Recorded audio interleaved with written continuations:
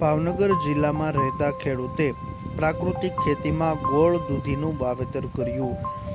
ભાવનગર જિલ્લા સહિત સમગ્ર સૌરાષ્ટ્ર તેમજ ગુજરાત રાજ્યના ખેડૂતો હવે પોતાનું રાસાયણિક ખેતી છોડી પ્રાકૃતિક ખેતી અપનાવી રહ્યા છે.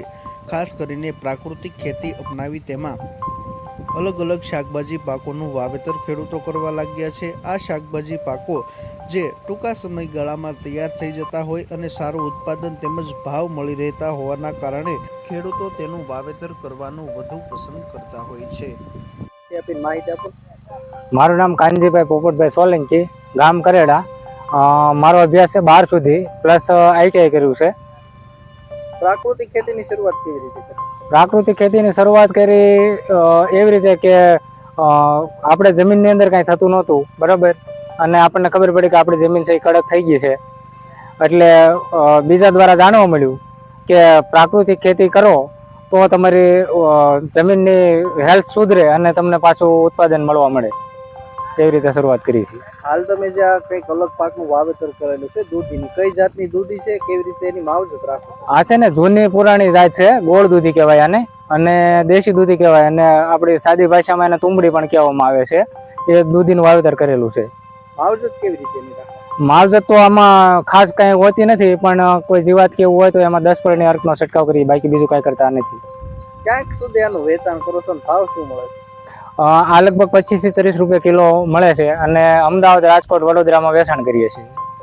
કેટલું વાવેતર છે અને તેમાંથી કેટલું ઉત્પાદન તમને આશા છે? વાવેતર છે અડધા વીઘાનું વાવેતર છે, અને દર અઠવાડિયે 50 થી 60 કિલો ઉતરે છે. કેટલીક આશા છે પાક પૂરો થશે ત્યાં સુધીમાં?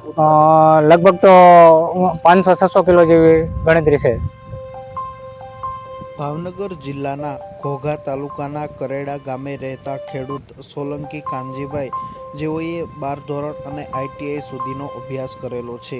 અગાઉ પોતે રાસાયણિક ખેતી કરતા હતા, પરંતુ તેમાં ઉત્પાદનમાં ઘટાડો થતાં તેઓને એવું જાણવા મળ્યું કે સતત રાસાયણિક ખાતરો અને દવાનો ઉપયોગ કરવાથી જમીન બંજર બની ગઈ છે, જેના કારણે ઉત્પાદનમાં ઘટાડો થયો છે. પરંતુ જો પ્રાકૃતિક ખેતી કરવામાં આવે તો આ ઉત્પાદનમાં ફરી વધારો થઈ શકે છે. તેવું જાણવા મળતા ખેડૂતે પ્રાકૃતિક ખેતીની શરૂઆત કરી. પોતે છેલ્લા ઘણા સમયથી પ્રાકૃતિક ખેતી કરી રહ્યા છે, જેમાં અલગ અલગ પ્રકારના પાકોનું વાવેતર કરી તેમાંથી સારું એવું ઉત્પાદન મેળવી રહ્યા છે. હાલ આ ખેડૂતે અંદાજિત અડધા વીઘા કરતાં પણ ઓછી જમીનમાં ગોળ દૂધી, જેને તુંબડી તરીકે પણ ઓળખવામાં આવે છે, તેનું વાવેતર કર્યું છે.